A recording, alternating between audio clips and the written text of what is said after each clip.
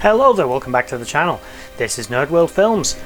Before I get started, quickly plug, I've got several other channels, they're all linked in the description below. One of them's fairly similar to this one, it is called Nerd.World. I cover sci-fi and fantasy, different franchises on television. On there it is mostly Star Trek, but if that's something you like, as this is a space video about aliens, you might do, check out that channel. I go into much more lore detail and more breakdowns on that channel than these which are less formal chats. These are less formal. With that said, on with this. Like, share, subscribe, comment down below, and tell me what you think about Critters 4, which is actually an underestimated gem in this franchise. Critters 4 actually has a fantastic cast. Angela Bassett, Brad Dourif, and, of course, returning Charlie from the first three movies, as well as Ugg as characters, of course. It's also the only movie where Don Keith Opper is actually credited, top billing for the movie. Terrence Mann again returns as Ugg. Like in the previous movie though, his presence is minimal. Basically, end of the third movie is where this movie picks off. Instead of blowing up the Krite eggs, Charlie ends up having to put them in this pod to send them off into space as specimens. He ends up falling in the pod, and for whatever reason the pod goes off course. It never gets found. And decades later, not too many decades later, it's only like 50 years in the future, and this film was made in 1995, spotted that goof while I was editing. In fact, I kind of thought it while I was filming it. 1992, not 5, 2. And yeah, it's only 50 odd years in the future, so it's only 20 odd years from when I'm making this video. We're going to be out in deep space, and they'll already be humans that have lived in space for so long and been born out there, they've never even been to Earth. They should have set this thing a bit further in the future, in my opinion. In fact, he mentions at one point, oh, everyone I know is probably dead. Brad probably wasn't. Brad was a teenager when you went out. He's probably in his 70s. Yeah, he could be dead. He could have been hit by a bus the day after you left as well. It's who knows. But anyway, they're picked up by a cargo ship that finds the pod, and the sleazy captain, because there's always a sleazy person, wants to salvage the pod himself. But he contacts a company called TerraCore who own the pod, or own rights to the pod. And TerraCore, he meets Ugg. Ugg tells him he will give him triple reward for the pod if he takes it to a TerraCore space station in the area. The captain doesn't want to do it because he believes whatever's in the pod is more valuable if TerraCore are willing to pay that much for it. But the crew outvote him and say, look, don't fuck with TerraCore. TerraCore will strap you to the outer hull of the ship and use you as a figurehead. Do not fuck with TerraCore. It's a good deal, take it. So they agree. They go to this abandoned space station, because of course it's abandoned, where TerraCore had been performing experiments trying to create the perfect predatory creature. What a weird coincidence, that can reproduce in large numbers. So they're on the station. The captain, perving on Angela Bassett, who's in the shower, who then punches him in the face when he literally walks into the shower while she's butt-ass naked to give her a towel. Feeling rejected and seeing that Brad Dourif, Chucky, and others saw him, he gets pissy, goes down to the cargo bay, and he tries to force his way into the pod. He's caught by a member of the crew, the young lad, who's sort of the main protagonist of this movie, but he's a bit of a goon, so I don't really want to call him that. And he tries to break into the pod. He knocks the kid unconscious, straps him up, opens the pod. He finds Charlie inside. Charlie comes jumping out going, oh my god, thank you, I nearly got trapped in there. Oh my god, I'm in space. What year is it, basically? But then the Krites have woken up. The guy goes in, threatens to shoot Charlie with his laser gun, goes into the pod. Next thing you know, he's getting eaten by the Krites. Charlie tries to stop them, but the Krites get away. The crew mistakenly think that Charlie is the one that's actually killed the captain, but the young lad puts them straight. That Charlie helped him down and assisted him and did not kill the captain. He then goes on a effort to try and kill them. This is also the only film where the critters never use their poison barbs at any point. Probably a practical choice by the critters for whatever reason, but they never do. The cast and crew are actually, again, you've got a lot of good development, a lot of good comedic moments. You of course have the always amazing Brad Dourif and the also always amazing Angela Bassett, who are outstanding characters in this movie and are very enjoyable to watch.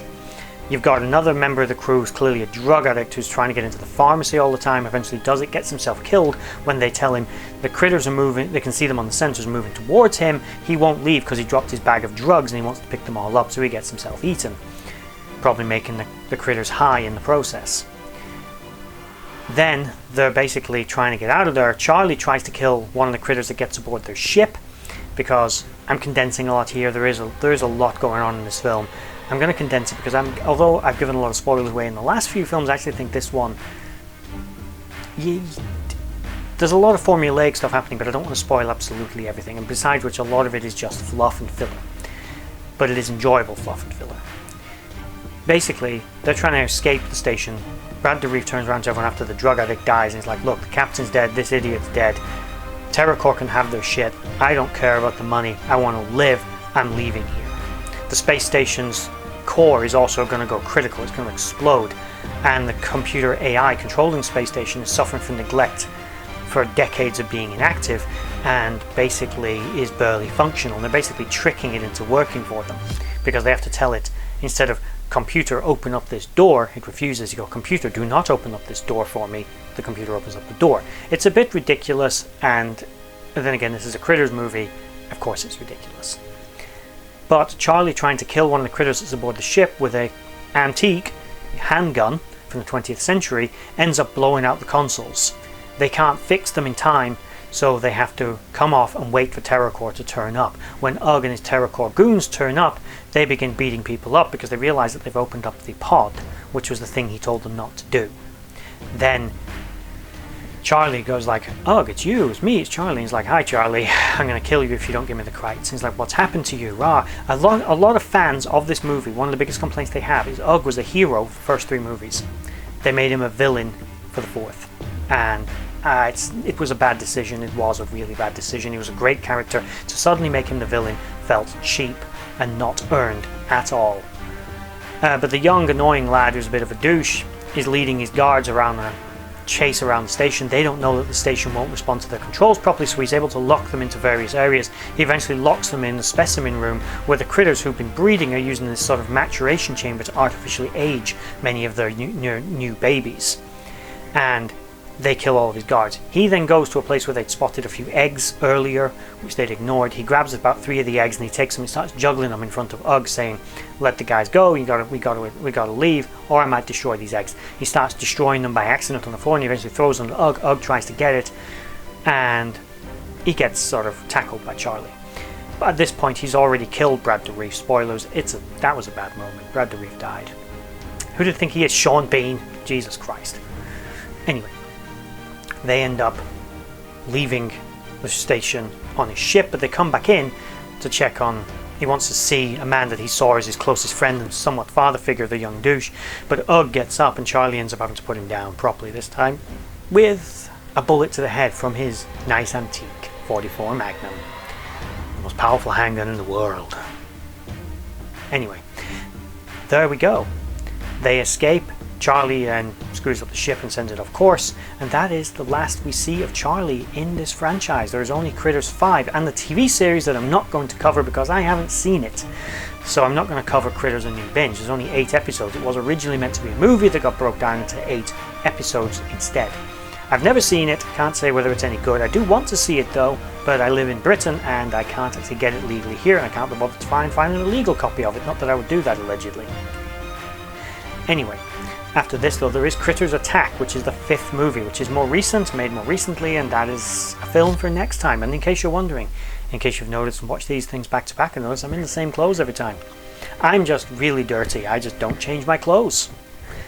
It's not that I filmed these all in one day and then edited them and broke them up into various release dates over the coming couple of weeks or something.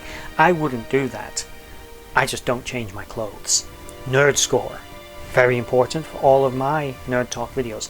This film, once again, is getting a 5 out of 6. I think it is an excellent film, which is carried mostly by its outstanding cast of character actors that are in this thing. And I mean outstanding. Angela Bassett, Brad Dourif in particular. As well as the returning franchise favourites. And by the way, the actor who plays Charlie, Don Keith Opper, is in his 70s now. My God! I feel so old. Anyway, that's what it gets. It gets 5 out of 6 just because it's It's carried mostly by its cast and not necessarily by its story, but it is a lot better than Critters 2. I just want to take this moment to thank you for watching that video. If you liked what you saw, please check out my social links in the description box below to Instagram and Twitter and others, and also is down there a link to my Patreon page where you can support this channel and the others as I try to grow this franchise and do this more regularly. If you made it all the way to the end of this video, thank you for watching, and bye bye.